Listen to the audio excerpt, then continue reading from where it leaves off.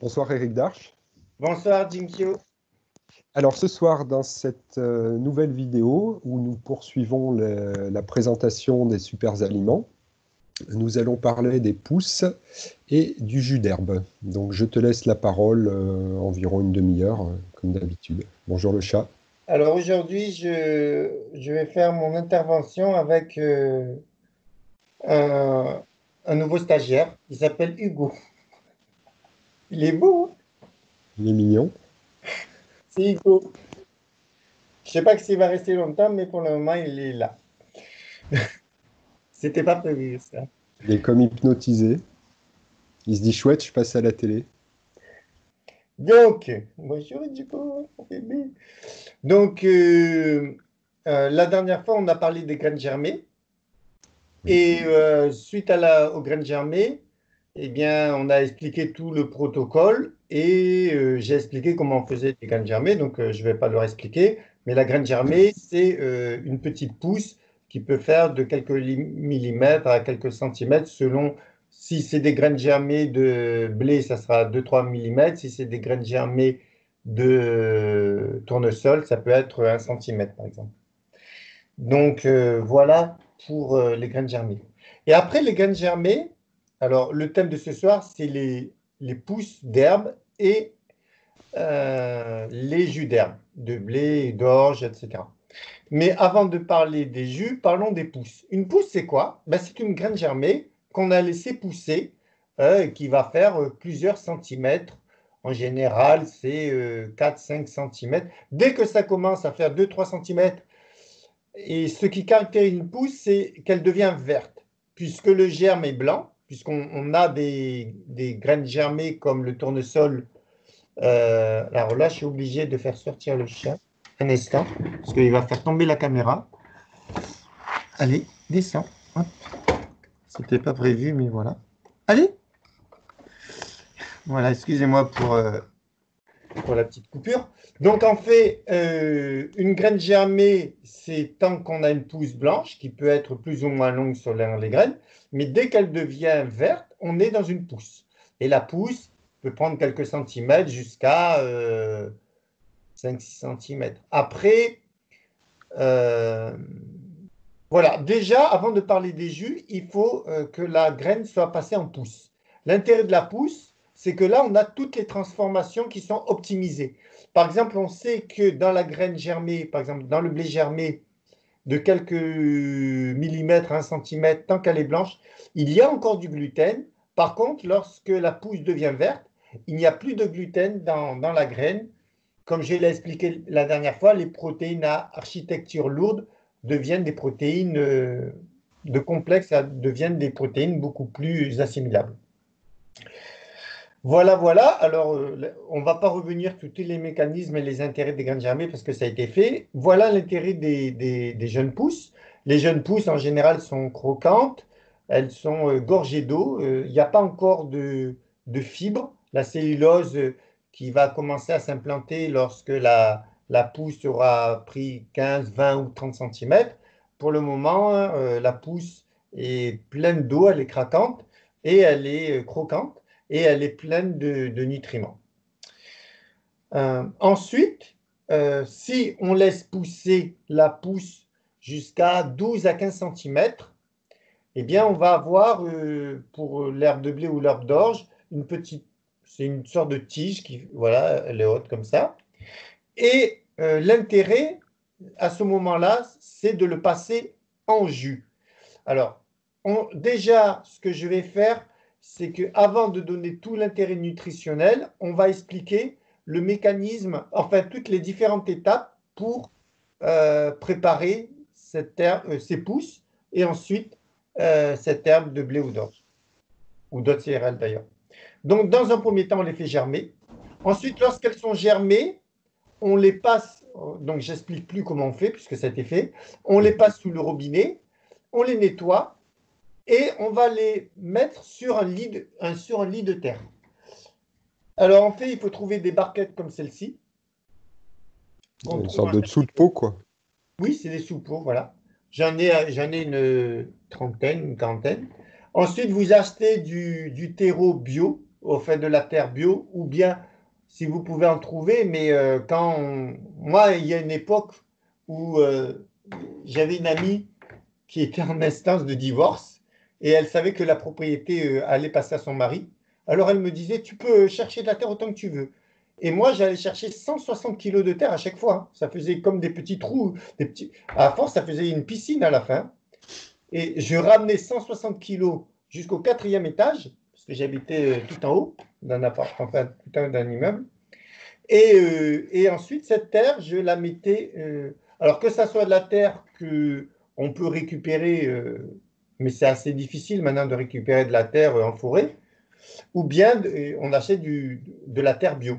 Donc, en fait, je mets à peu près 1 centimètre et demi. Donc, je remplis ici de terre. Et après, mes graines qui sont germées, je les dépose. Je les étale bien. Il faut que les graines ne se chevauchent pas parce qu'elles vont s'empêcher de germer. On prend les graines qui sont déjà germées et on les étale le long sur la terre. Après, on prend un, un pulvérisateur et on pulvérise bien la terre et les graines parce qu'elles doivent rester humides parce que si elles ne restent pas humides, eh bien, elles vont Elles pas vont pouvoir. sécher, quoi. Voilà, elles vont sécher. Et après, je prends un deuxième, tu appelles ça des soucoupes? Des soucoupes, Non, comment on dit, un soupeau soupeaux. Et après, pour j'en mets un garder l'eau, quoi. deuxième. J'en utilise un deuxième qui va jouer le rôle de couvercle. Voilà, comme ceci.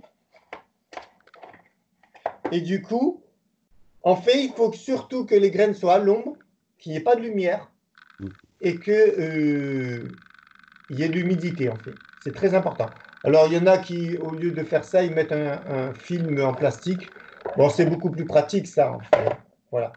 Et ensuite, on l'enlève une fois par jour, on le pulvérise et au bout de 24 heures, 48 heures, dès que les racines ont pris dans la terre et que le germe a grandi, alors il est blanc, légèrement vert, mais la chlorophylle n'a pas pu se former parce qu'il n'y a pas de lumière. Au bout de 24 heures, 48 heures, selon la température, puisque ça pousse plus ou moins vite, eh bien, on retire la deuxième partie et on le laisse à l'air libre. Et en été, c'est bien de l'arroser 2 fois par jour parce que ça peut se déshydrater très vite. Et en paix, ensuite, c'est la graine qui aura du mal à pousser. Et ensuite, on va avoir une petite graine, une petite pousse qui va pousser, pousser, pousser. Et si on veut faire des jus, on le laisse jusqu'à 15 centimètres. Alors après, comment on fait le jus? On prend un ciseau, on le coupe à ras, c'est-à-dire très très près de la terre. Et on récupère donc toutes ces tiges, ces Ces pousses, quoi. herbes, ce sont des herbes en fait, des herbes de blé ou d'orge selon la céréale qu'on a choisie. Et on les met dans un extracteur soit manuel, soit électrique. C'est vrai que, alors, au début, lorsqu'on n'a pas l'habitude de boire ces boissons, il ne faut pas dépasser 2, 3, 4 centilitres par jour parce que ça peut provoquer des réactions fortes. C'est un produit ultra puissant. On va en parler. Mais si par exemple vous êtes habitué, parce que moi je suis habitué à boire ce genre de boisson, même si j'en bois pas actuellement, pour moi je peux boire un verre de 25 centilitres. Alors pour ça, pour boire un verre de 25 centilitres tous les jours, 20 centilitres, 20-25 centilitres, il faut 2 barquettes pleines, hein. C'est clair. 2 barquettes pleines, ça permet de boire à peu près 20 centilitres par jour. Par contre, si vous commencez, il faudra commencer avec 2-3 centilitres par jour parce que ça sera trop puissant pour vous. Voilà. Parce que les gens qui n'ont pas l'habitude, ça peut provoquer des réactions fortes, hein. Alors, quel est l'intérêt? Alors, si on veut boire régulièrement, par exemple 20 centilitres tous les jours, il faut une étagère euh, comme celle-ci. Je vais la montrer. Voilà, je ne sais pas si on le voit à l'écran. Voilà. Ok. Oui, il faut une étagère comme ça. Et sur l'étagère, on va mettre des plateaux. Il faut acheter une trentaine de plateaux parce qu'il faut savoir que les jus, vous les obtiendrez qu'au bout de 10-12 jours pour pouvoir les couper.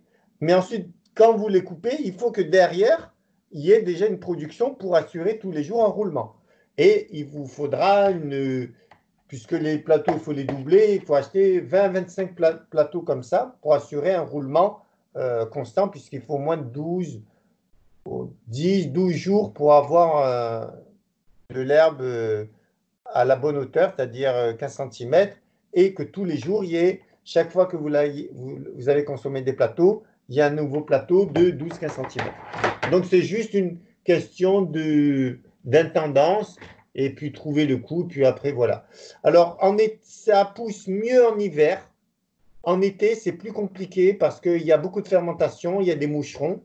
On peut faire germer et faire des pousses toute l'année, mais j'ai remarqué que la meilleure période, c'est entre novembre, décembre jusqu'en mars, avril, mai. Après, juin, juillet, août, quand il commence à faire chaud, c'est plus compliqué en fait. Ça pousse vite, mais c'est plus compliqué parce qu'il y a des moucherons, parce qu'il y a beaucoup de fermentation, parce que ça se déshydrate vite. Donc, on peut le faire, mais c'est un peu plus compliqué. Voilà. Alors, quel est l'intérêt des jus? Pour moi, les jus d'herbe, je vous avais dit dans une vidéo que les jus d'herbe étaient considérés comme... on considère que les jus d'herbe, c'est un super aliment. Vraiment, ça mérite le nom de super aliment. Il y a des études qui ont été faites. Déjà, selon le docteur Schnabel, 1 kg d'herbe d'orge fraîche est l'équivalent en valeur nutritionnelle globale de 22 kg de légumes frais. D'après les chercheurs, donc, 1 kg d'herbe d'orge fraîche sous forme de jus apporte autant de nutriments que 22 kg de légumes frais. Donc, on voit la quantité phénoménale de nutriments. Par exemple, pour donner un exemple factuel, celle qui a créé le centre Hippocrate aux États-Unis, Anne Wigmore, lorsqu'elle a créé ce centre, elle avait 50 ans, elle avait les cheveux grisonnants.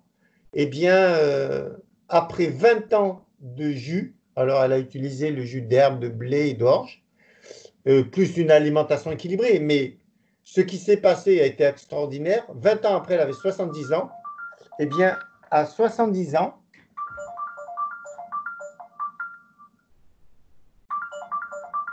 excusez-moi, il faut que je coupe mon téléphone. À 70 ans, eh bien, ses cheveux avaient retrouvé sa couleur normale, ce qui est extraordinaire. Hein. Eh bien, elle dit qu'elle n'a pas du tout utilisé Oh là là, la personne s'acharne. Il est en vibreur. Non, Hop, moi, les téléphones, j'ai du mal à les maîtriser des fois. Donc, j'en étais où? Qu'elle avait retrouvé ses cheveux avec... c'était vraiment le super aliment par excellence. D'ailleurs, elle a soigné énormément, elle a contribué à la guérison d'énormément de personnes avec son centre Hippocrate qui est très connu aux États-Unis et elle utilise entre autres l'herbe de blé et d'orge. Alors, l'herbe de blé et d'orge, par exemple, contiennent de la vitamine B12, alors que la vitamine B12, on n'en trouve quasiment dans aucun produit pas dans les végétaux, mais on n'en trouve pas dans la graine germée, on en trouve dans la pousse d'herbe de blé ou d'orge. On trouve aussi alors l'herbe de blé contient 2 enzymes, le SOD, c'est un enzyme très intéressant, et le glutathion peroxydase qui permettent la dépollution des espaces intercellulaires à l'origine du vieillissement accéléré. On s'est rendu compte aussi que l'herbe de blé, alors il y a des chercheurs, un japonais qui s'appelle Takazu, qui a découvert une molécule qu'il ne connaissait pas d'ailleurs, il a nommé cette molécule l'enzyme AEM, HAEM. En 1979, les scientifiques ont découvert dans l'herbe de blé une enzyme AEM capable de rendre inactives certaines substances cancérogènes comme celles issues des protéines brûlées. Je vous ai expliqué la dernière fois que les protéines brûlées, ce qu'on appelle les protéines glyquées,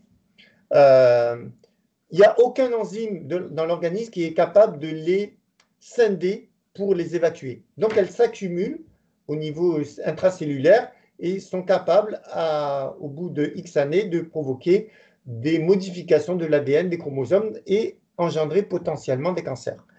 Et eh bien, alors que l'organisme n'est pas capable de gérer ce genre de molécules, dans l'herbe de blé, il y a un enzyme qui s'appelle AM, HAEM, qui est capable d'inactiver des substances mutagènes comme le TRYP1 et le TRYP2.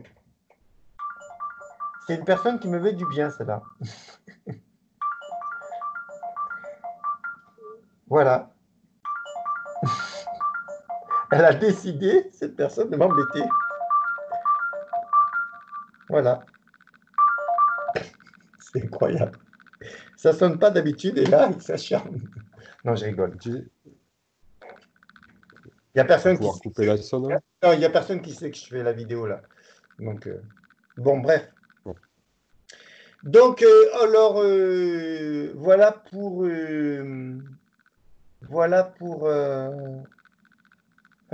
cette molécule. Alors, on a trouvé une autre molécule qui est très intéressante dans l'herbe, dans les végétaux verts.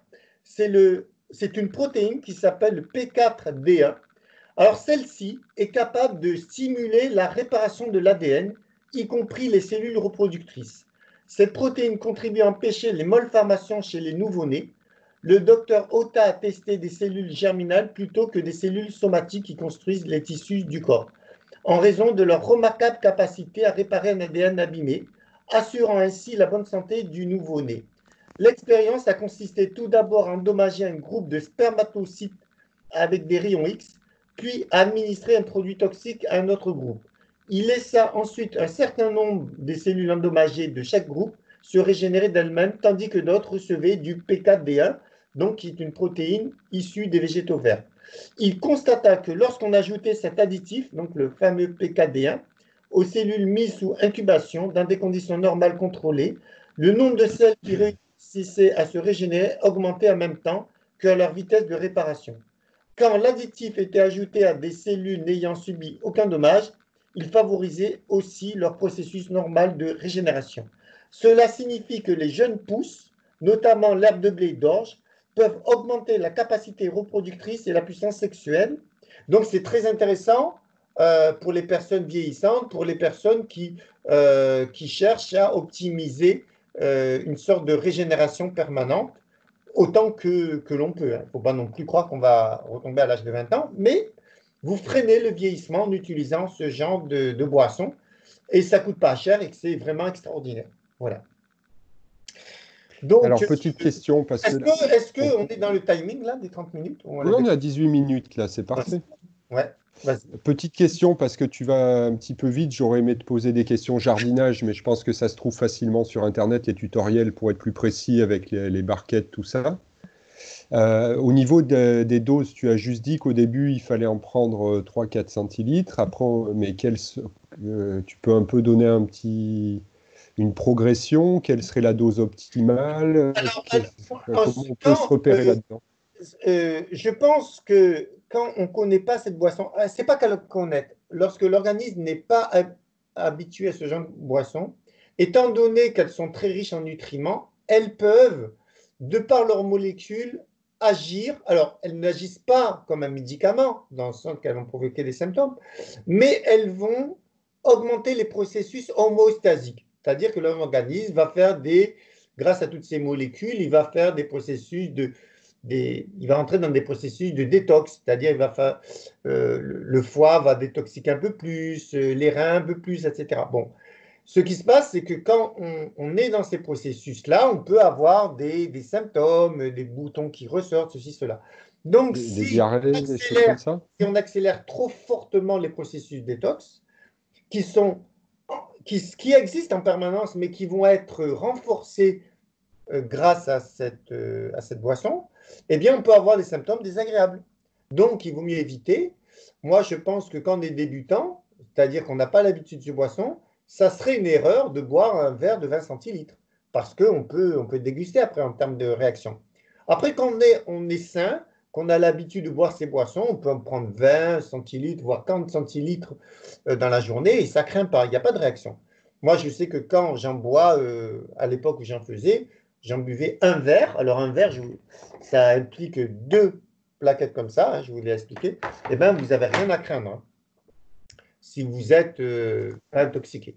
Par contre, si vous avez l'habitude de manger j'allais dire en fast-food, dans les fast-food et boire du Coca-Cola, fumer et faire des excès, et que ensuite vous faites des cures d'herbe de blé ou d'orge à raison de 20 centilitres par jour du jour au lendemain, là, attendez-vous à ce que ça secoue, hein. Mais c'est pour ça qu'il vaut mieux commencer par 4 centilitres. C'est des centilitres, hein. Oui, 4 centilitres. Après, vous passez au bout d'une semaine à 10 ou 15 jours. Voilà, vous faites une progression de 5 centilitres toutes les semaines. Et ça fait qu'en 3 semaines, vous êtes déjà à 15 centilitres. Mais en buvant tous les jours régulièrement. Et du coup, vous n'aurez pas. Et puis, si vous sentez des symptômes qui vous dérangent, eh ben, vous réduisez un peu la quantité.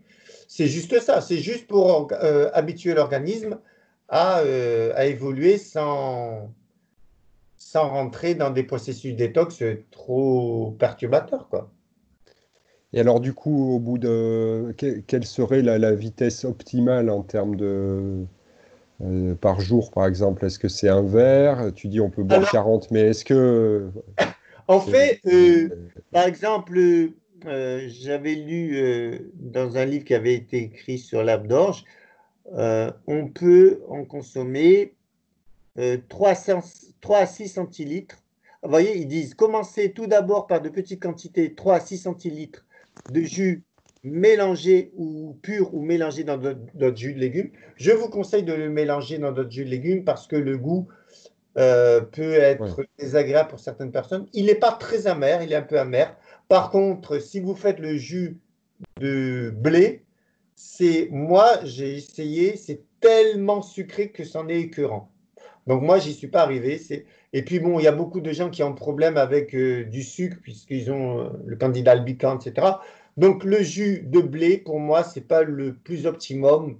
Il semblerait que le jus d'orge est correspond beaucoup plus à nos organismes qui sont saturés souvent de sucre. Et en plus de ça, en termes de nutriments, il contient plus de nutriments que le jus d'herbe de blé. Donc le jus d'accord. d'herbe d'orge frais est plus adapté à beaucoup de gens. Donc la quantité, c'est 3 à 6 centilitres de jus par jour mélangé avec d'autres jus de légumes. Par exemple, de la carotte pour atteindre par la suite 3 à 6 centilitres jusqu'à 3 à 4 fois par jour. Voilà.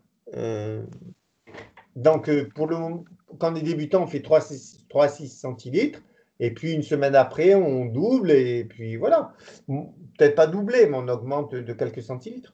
On peut passer à 20 centilitres en un mois et demi. Et du coup, est-ce que c'est un aliment qu'on intègre à notre alimentation ou est-ce qu'il vaut mieux faire des cures? Alors, le jus d'herbe de blé et d'orge, c'est considéré comme un super aliment, puisque je vous ai dit qu'il est ultra, ultra riche. Et n'oubliez pas que, selon le docteur Schnabel, 1 kg d'herbe d'orge fraîche est de l'équivalent en valeur nutritionnelle globale de 22 kg de légumes frais, donc c'est pas n'importe quoi. Mais ça, on peut le faire par phase de quelques mois, et puis on arrête. En général, les gens ne font pas toute l'année parce que ça demande une certaine Ouais, certitude, hein. C'est un investissement, hein. Moi, je ouais. l'ai fait. Alors, j'ai fait une expérience il y a au moins 15 ans. J'en ai bu tous les jours 20 centilitres pendant 6 mois. Je peux dire que j'étais dans un état extraordinaire. C'est-à-dire que lorsque vous prenez du café, vous prenez ce qu'on appelle des stimulants non compensés, puisqu'ils vous apportent du vide, puisque le café, ben, c'est torréfié entre 180 et 800 degrés, donc il n'y a plus de nutriments, mais ça provoque des réactions au niveau des surrénales, ça provoque des réactions électriques, et c'est ça qui vous fait croire que c'est une boisson énergétique. En fait, cette énergie, elle est volée, elle est au détriment. C'est comme si je pince quelqu'un, il va avoir une réaction d'énergie, il va Hmm, réagir. Sauf que la dépense se fait au détriment de ses propres réserves. Si vous pincez un mort, il ne réagit pas. Donc, en fait, vous ne lui apportez rien, vous provoquez une stimulation électrique. Donc, le café, les stimulants classiques font ça, tandis que ce genre de boisson vous stimulent, mais on appelle ça des stimulants compensés, parce qu'ils vont vous compenser cette dépense énergétique, enfin ce reliquat d'énergie, parce qu'il est, il est justifié parce qu'il y a toutes sortes de molécules, des vitamines, des minéraux, des enzymes, des sucres, des acides gras, etc. Donc si vous avez une réaction, vous avez envie de dépenser de l'énergie parce que vous sentez une énergie en vous qui est plus intense que d'habitude et que vous faites du sport, ça sera compensé par ce que vous a apporté le jus. Eh bien, moi, ce que je peux dire, c'est qu'au bout de 6 mois, même avant, je me suis senti dans un état où on sent vraiment qu'on dispose d'une force qu'on n'a pas d'habitude, d'une énergie qu'on n'a pas d'habitude, mais ce n'est pas une énergie qui vous rend impulsif, compulsif ou comment on dit quand on est un peu Nerveux, quoi. oui, une sorte de nervosité, une sorte de il y a le terme qui m'échappe, une sorte de Tendu, je sais pas, voilà, stressé. enfin, il y a un terme qui signifie qu'on est un peu à la limite là. Bon, bref. En tout cas, Peut-être. c'est pas ce genre d'énergie. C'est une énergie vraiment au vrai sens du terme. C'est l'énergie vitale qui fait fonctionner l'organisme au bon sens du terme. Voilà. Et concrètement, du coup, par jour, ça te représentait combien de temps d'investissement pour Oh là là, gérer alors là, c'était du boulot, hein, parce que déjà, à j'allais peu chercher près? 160 kilos de terre. Ensuite, ah ben, il faut compter une demi-heure par jour. Une Ah ouais, demi-heure. pas plus. J'aurais dit plus. Hmm, T'étais euh, expérimenté, ouais, ça non? va vite. Après, on coupe, on nettoie. On va dire une bonne demi-heure. Pour un débutant, ça peut être 45 minutes. Mais Ah ouais, bon, ça va, ça va. voilà, c'est un pari. Mais par exemple, pour ceux qui ont des pathologies lourdes, qui ont un cancer, alors je ne dis pas que, je ne suis pas en train de dire que ça guérit les maladies graves. Je dis que c'est une aide fantastique dans les pathologies lourdes.